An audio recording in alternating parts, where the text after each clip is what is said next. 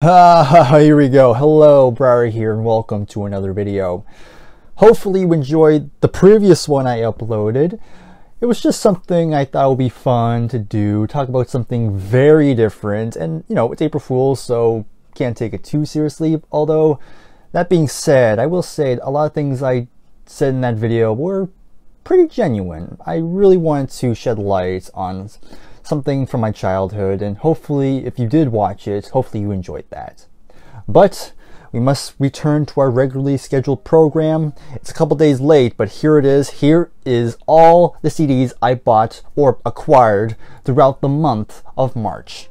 In total, I have 39 CDs to showcase. And of course, like usual, I'm going to go through them all and give my brief thoughts on them. Let's just go ahead and jump into it. If you enjoy these CD hauls every month, please give them a like. Subscribe if you are new. And let's start off with the first one I'm going to show. And I do have them alphabetical order, so we'll start with A's, of course. So first up, we have ACDC, and we have Dirty Deeds Done Dirt Cheap. Of course, this is I think their third album with Bon Sky, third or second. Well, then again, there's the Australian, and then there's the international album. So I believe this is the second. I could be wrong, but regardless. So I found this at a record store, and I thought, why not pick it up? You know, have more of the Bon Scott era in the collection.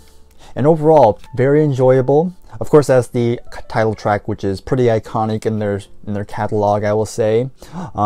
Big Balls is kind of a ridiculous song, but you know, it's supposed to be tongue-in-cheek. One song you're not supposed to take seriously. Then you have Problem Child, Ride On's pretty good, Rocker I liked. Very solid rock album. It's probably not one of my favorites of the Bon Scott era personally, but there's some good songs here, so I'm glad to pick it up. Then after that, we have two from the same band, and that band is the Allman Brothers Band. And yeah, I've been meaning to get more of them for quite a while now. I have Eat a Peach, I have At Fillmore East, and I enjoyed them. And I know these two are very highly regarded as well, so definitely wanted to check them out. So we'll start with the debut. Great debut. Of course, came from 1969. Overall, playing on here is insanely good. Good vocals from Greg Allman. Then you have, of course, the guitar playing from Duane Allman, and I don't know the members, but they're great too.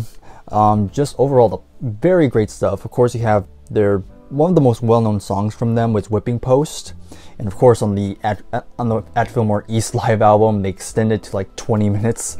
But still, very cool to hear the original.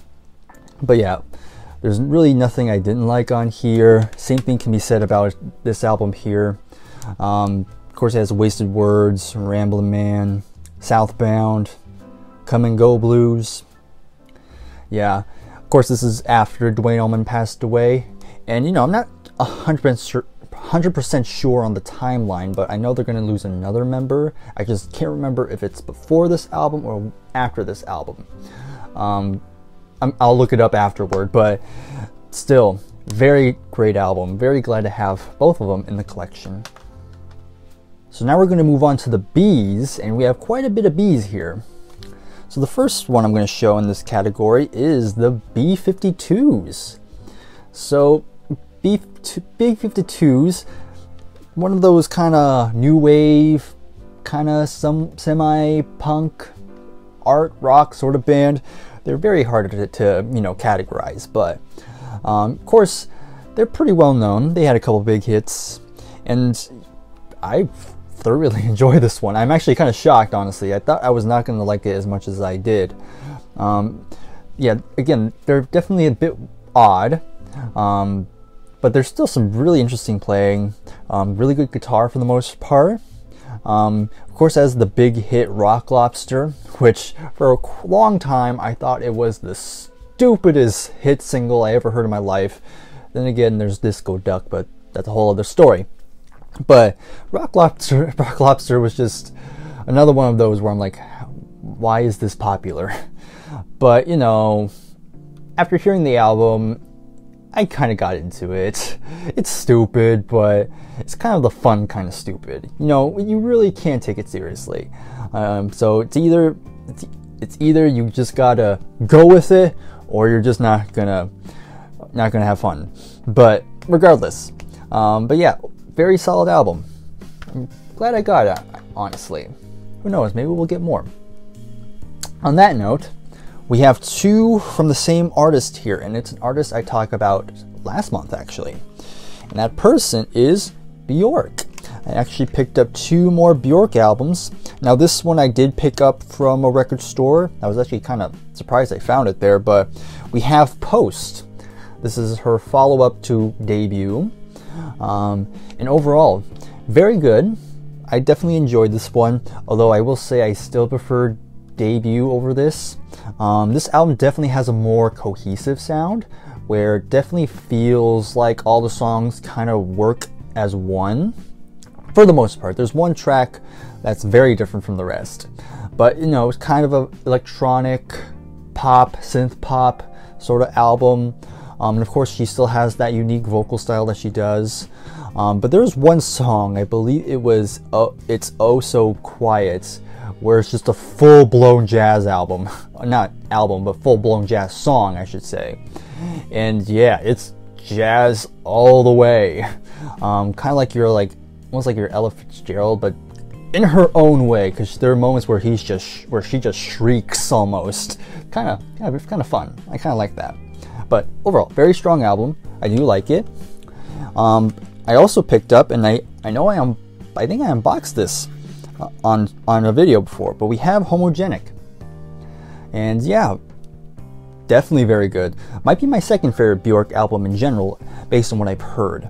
Hunter, Unravel, Bachelorettes, that's an interesting one.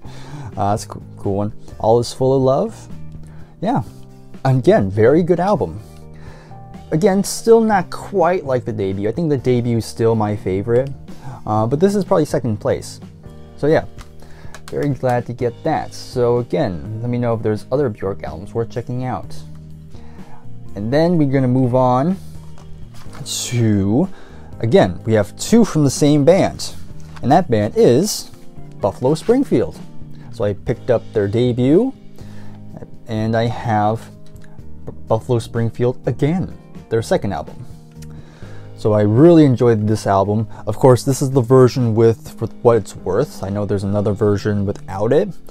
Of course, I think I would like this one better, because I do like For What It's Worth, because I think that's a great song. But yeah, overall, very great album. I pretty much enjoyed everything. Wasn't a song I didn't care for. Just some good playing here. Of course, you have Stephen Stills, Neil Young's in here as well. Then you have the other guys who I don't know their names at the moment. But very, very good album here. And this one's pretty good too. Although I will say, I hear people say they prefer this one. Hasn't quite hit for me yet. I still prefer the Debut personally, but that's just me right now. Who knows? It could change. But there's some good songs here. Mr. Soul, Every Days, which for the longest time I knew the song from Yes, because they did a cover of it, and it never clicked that this was a Buffalo Springfield song originally. So there you go. Sad Memory, Good Time Boy. Yeah, I dig it. It's a bit more psychedelic than the first, I will say, but still, I like it. So now we go on to C, and I only picked up one C, but the C is The Clash, and this is their Debut. So it's kind of funny when doing research on this particular album. The album came out in 1977, but it didn't come out in the US until 1979, so a whole 2 years. On top of that, there's the whole UK and US version. So the UK came out in 1977, but the US came out in 1979, has a different track listing with a couple singles that were not on the UK. So it's very odd that they're still doing that whole UK-US thing late in the 70s. It's kind of odd to me. But regardless, what I have here is the US version, which has the I Fought the Law, and the Law won. Yeah, overall, very strong Debut. A bit more punkish, Of course, London Calling has a bit more variety, and that's something they always played around with.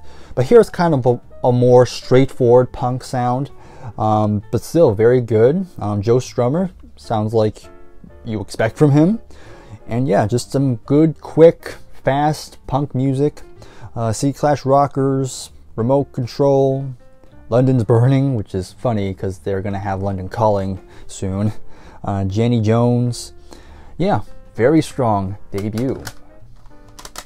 Okay, and then I didn't have anything from D, so we're going to go to E right away. And I have two from the same band again. And the band is Europe. So I know I unboxed this one before, and I'll talk about this one briefly, but yeah, very great mid-80s hair metal, whatever you want to call it. But yeah, the Final Countdown, Carrie, I already knew those songs, they're great. But yeah, other great songs like Rock the Night, Danger on the Track, Time Has Come, Heart of Stone. Just a very fun album, so very happy with that. But I also picked up their debut, and I was very impressed with this album. Definitely a much more hard rock edge to it, not quite as commercial as this one, but songs like In the Future to Come, Farewell, The King Will Return, Words of Wisdom, Memories. Just very impressed by this, and I'm definitely glad to be checking them out. I know people have said Wings of Tomorrow is another really great album in their catalog, and I did buy it, but it's not coming till later. Actually, by the time this video comes out, I might have already got it, but I'm not going to talk about it until we get to the April CD haul, so look forward to that if you're curious on my thoughts on that. So overall, Europe, very great band so far. So now we go on to F, and I only have one, and that is Fleetwood Mac, Kiln House. This is their fourth studio album, of course the follow-up to Then Play On, and I really enjoyed that album. This album, it's okay. Yeah, I mean, you still have Danny Kerwin, and this is where you're starting to hear Christine McVie a bit more. Of course, she's still not an official member yet. She's still a session player, but there are a couple songs where she sings backing on, which is kind of nice. And she also designed the album cover, which is pretty cool. But the big thing that really brings the album down is Jeremy Spencer, yet again. You already know my thoughts on Mr. Wonderful, but yeah, still not really helping much. I mean his songs are not as bad as or as insulting as Mr. Wonderful, but still the songs he brings just don't really interest me. Kind of goofy at times.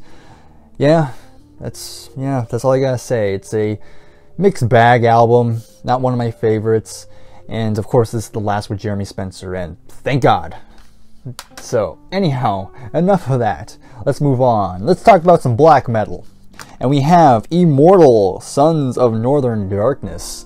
And I believe I unboxed this as well. But yeah, Immortal. I only have one other album. It's At the Heart of Winter, which was really great. One of my favorite black metal albums. And this is also pretty strong as well. Definitely mixing black metal and thrash. And you have a really surprisingly good combination. Some really great guitar riffs. And, the vocals, typical black metal stuff. But still, very cool for the atmosphere. It's a pretty long album, which is, by this point, this is like early 2000s, so yeah, that's going to be a theme at this point, but still overall, very good, very glad I got that. Okay, now we go on to J, so we're skipping quite a bit here. And we have Jethro Hall, Stand Up. This is their second album, I believe. Okay, this is when they were still kind of more on the blues rock sort of side of things. And I gotta say, still, great stuff. Might be one of my favorites I've heard, because I'm not like the biggest Jethro Tull fan. I have a few of them, but haven't really had the urge to kind of go deep in them. But I saw this at the record store, and I thought might as well pick it up.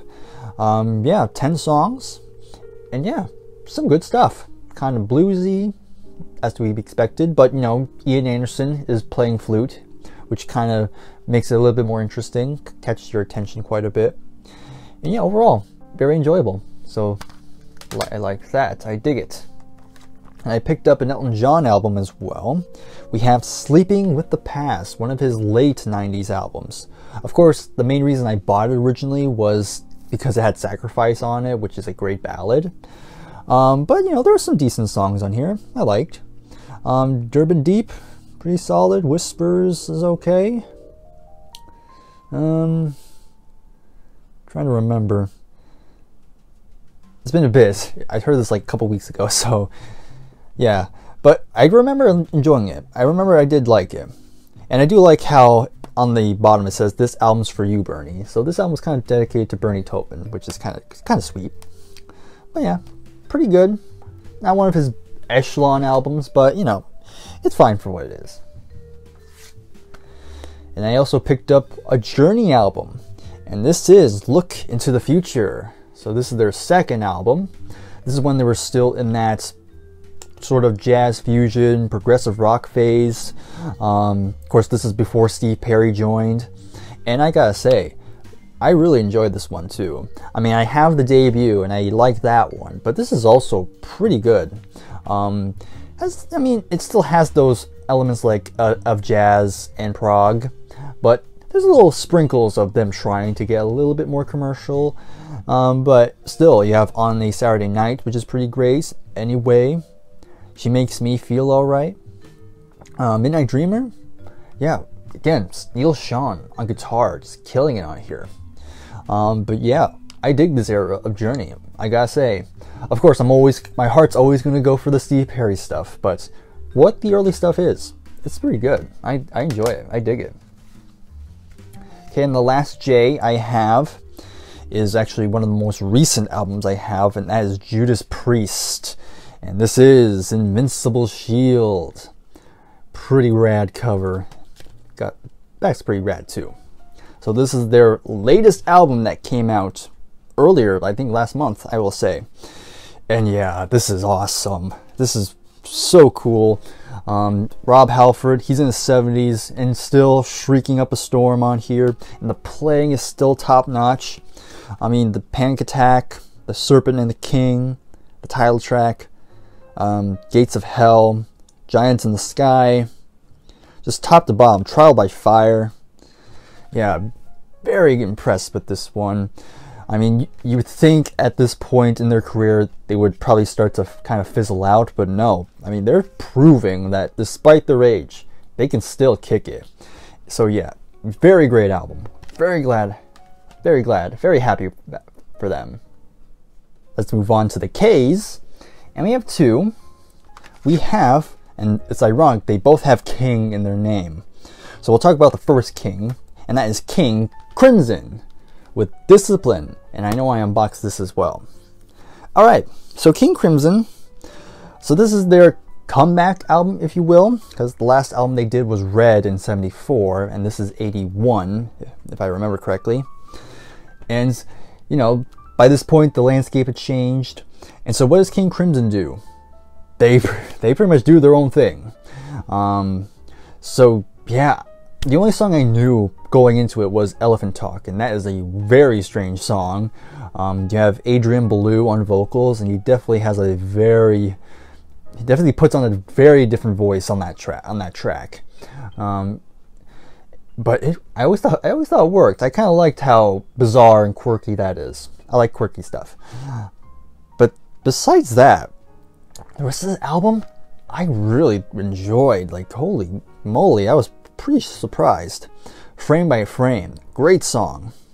I'm gonna butcher this, but Mate Kudasai, very nice song. I really enjoyed that one. Indiscipline. Then you have a couple like instrumental tracks, which I enjoy as well. But yeah, I mean, I already mentioned Adrian Belew, but of course Robert Fripp, of course, Tony Levin on bass, Bill Bruford on drums. Like, man, I'm very impressed by this one. So yeah, I'm much digging this one. This is probably one of my favorite King Crimson albums I've heard, and I've heard quite a bit, but definitely need to hear more. So yeah, very glad to get this one. And now we move on to the other king, and that is King Diamond. Look at that. Look at that man. Don't you think that's a fine specimen of a man right there? Jokes aside. So, of course, I have Abigail, and that was a really great album. I got that last year, I think. But yeah, this is really strong as well. Of course, King Diamond has that very wide range, almost Rob Halford level. It still kind of has his own unique spin on it. At the Grave, Sleepless Nights, Killer Track, Lies. I know he loves to do concept albums, and I believe this also has a concept to it, but I didn't really look into it, honestly. But still, the music is great, very heavy, and his vocals are still top-notch. So, awesome album here. And with that, we move on to the L's. And we have quite a bit in the L's, honestly. So first up, this is kind of rounding out the Led Zeppelin catalog, because I bought presents. So that means I have all of the original 8. I know there's Coda, but yeah, maybe someday I'll get it. But, you know, I'm not in a huge rush at the moment. But I just want to finish out the main catalog. And of course, by the time this video is out, I've already done a review on Scott's channel, of course, SoundLab Studios. We reviewed this album. So if you want to hear my and the rest of the cast's in-depth thoughts on the album, then go check it out. I'll probably leave a link to that in the description. But to make it brief, overall, it's fine. It's probably my least favorite Zeppelin album, honestly. I know there are people who really defend this album, and people actually say it's actually one of their best. You know, I guess I can see it if you're into the more stripped back, more bluesy side of Led Zeppelin. This is almost harkening back to like the debut. But you know, I feel like some of the songs just didn't hit as much as like the debut, for example. I mean, there's still some standout songs like Achilles' Last Stand.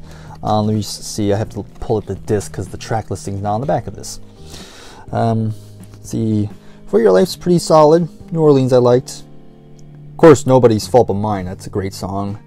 That's probably the other big song on here. And, you know, Candy Store Rock, that's kind of a very divisive song. It's stupid, but it's kind of the fun kind of stupid. That's what I think. And you know, lyrically, it's pretty cringe. But again, it's kind of a song I really can't take seriously at all. But then the last 2 songs, Hots on the Nowhere and T for One, not one of their strongest in my opinion. I know people really like T for One, but to me it's kind of boring. But that's just me. But you know, again, decent. Again, not one of my all-time faves. Okay, next up, we're going back to the 60s here. We have Forever Changes by the band Love. So Love is kind of one of those bands I hear a little bit. I hear some good things about them.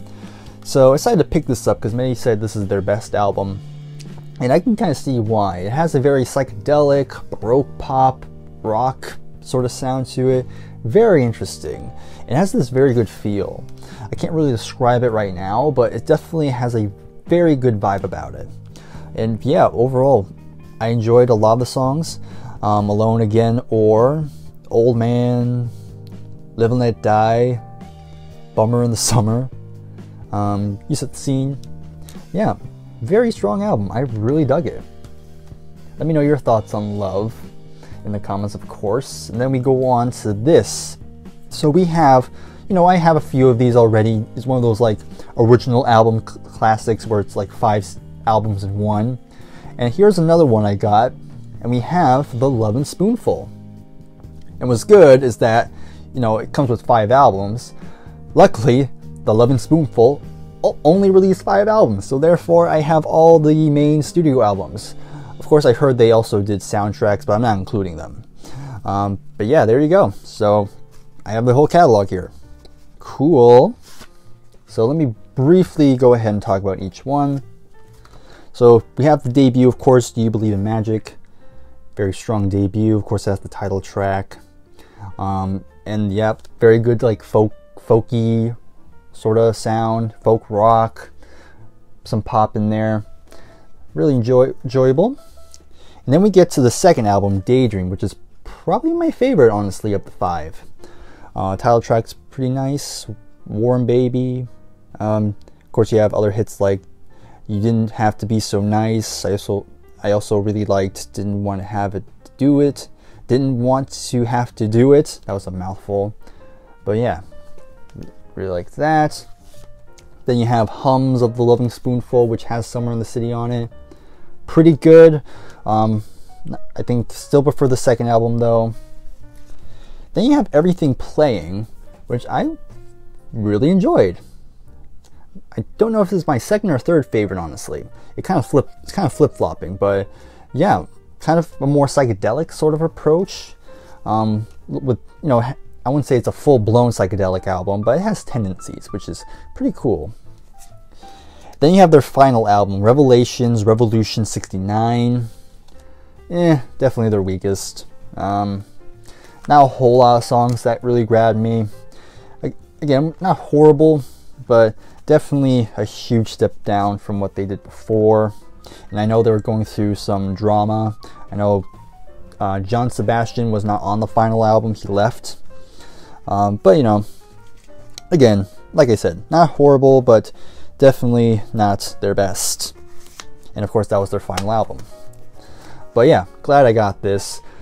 Very enjoyable catalog. Some good songs throughout. So yeah, like I said, happy to get that. Okay, we're almost done here. We're about way over halfway. So we're in the M's, by the way. So we have Brian May. That's right, I picked up a Brian May solo album. This is Back to the Light. The main reason I got this was mainly because I wanted to build my Queen collection again, and I definitely need to get more of the solo catalog of each member, well, except for John. But I decided to get one of Brian's. I know I need to get Rogers at some point, but I'll start with Brian. And overall, very good album.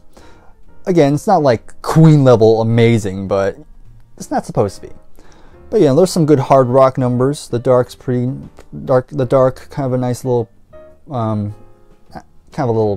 introduction, shall we say?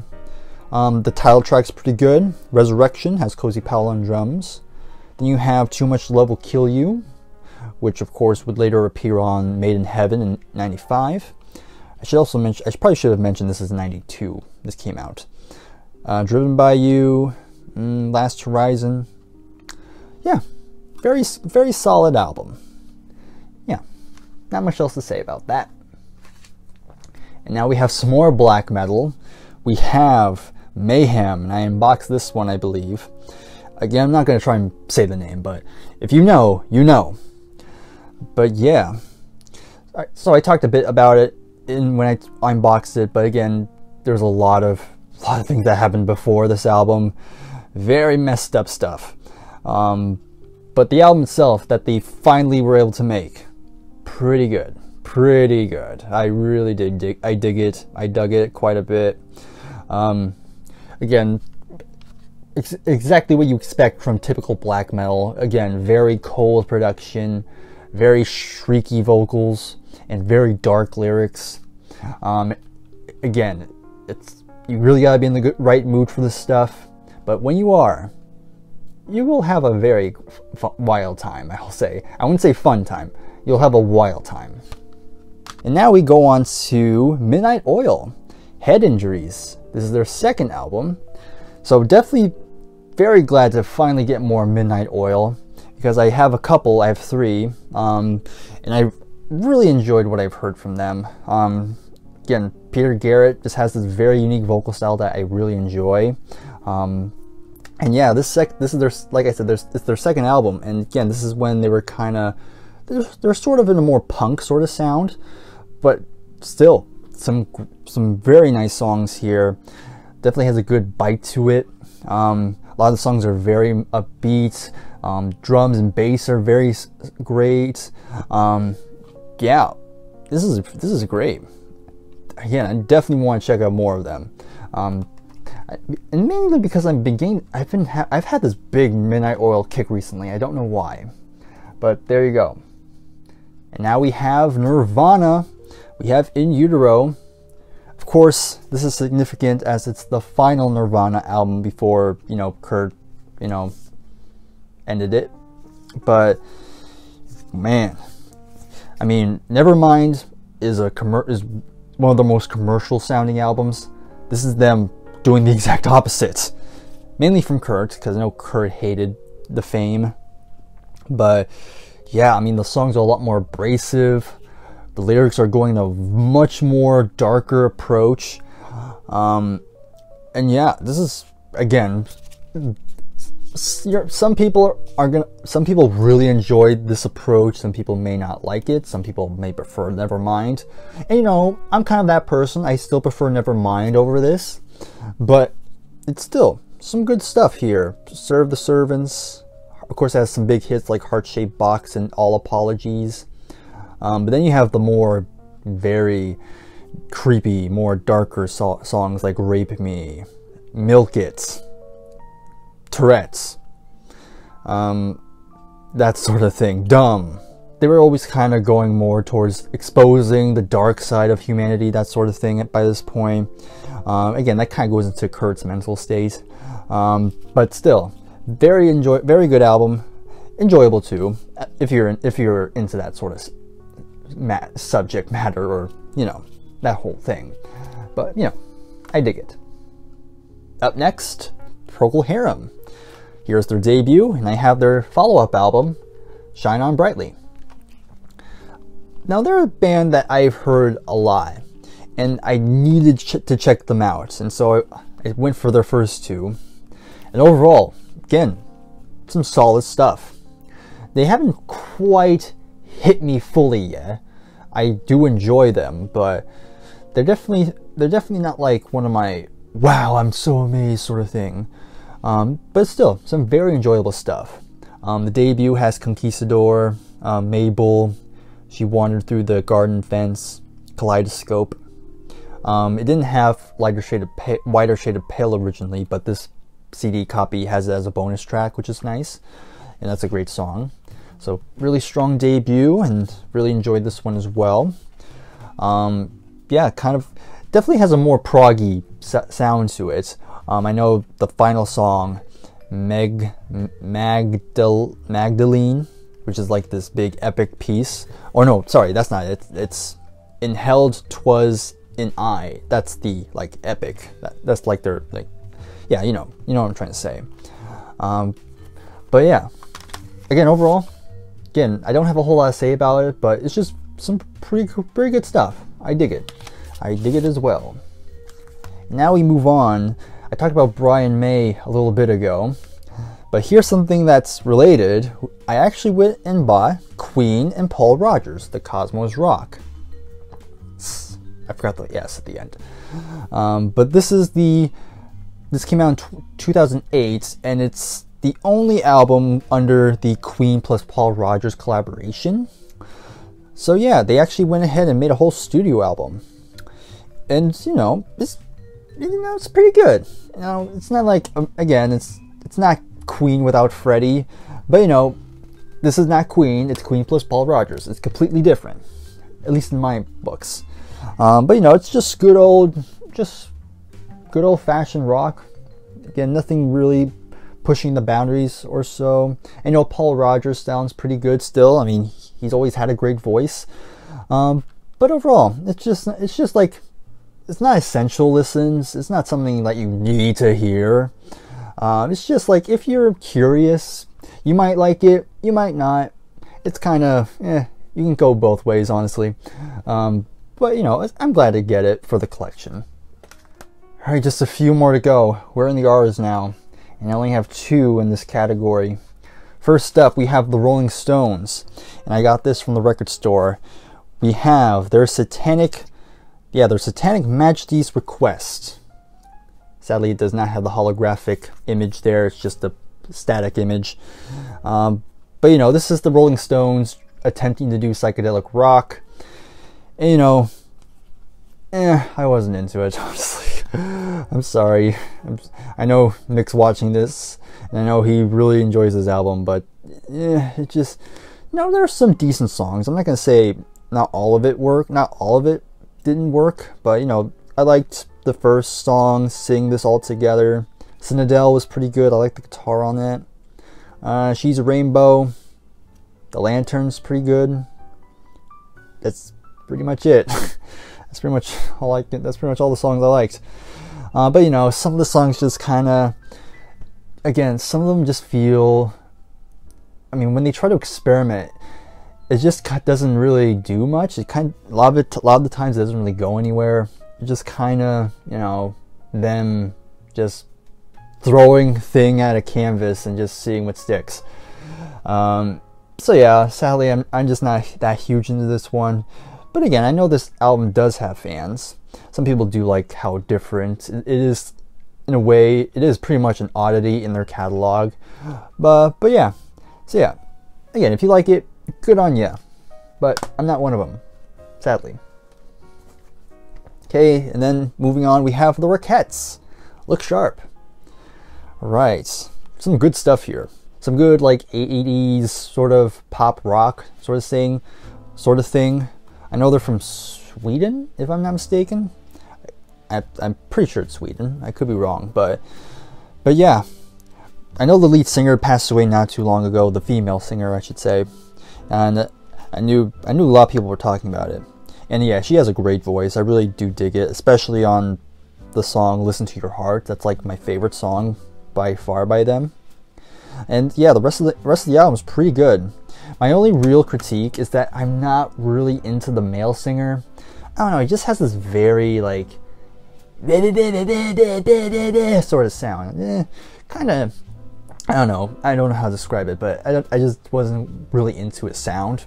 But of course, the female singer, who I believe is Marie, I don't know her last name.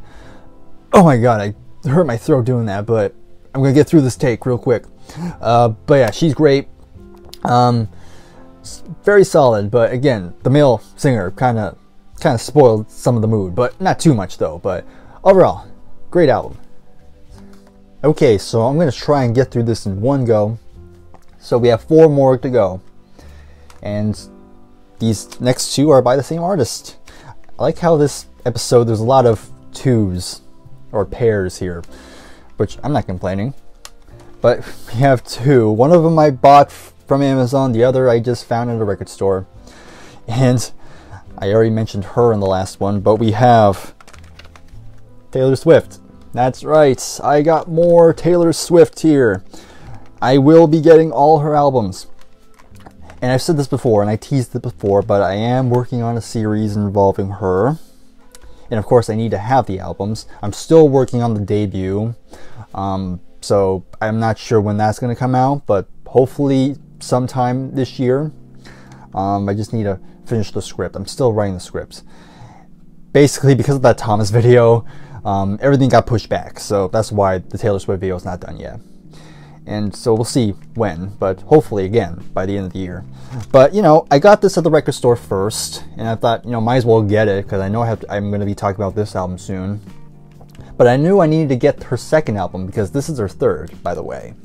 But I didn't have her second album, so might as well get that while I'm ahead. So this is Fearless, and we have Speak Now.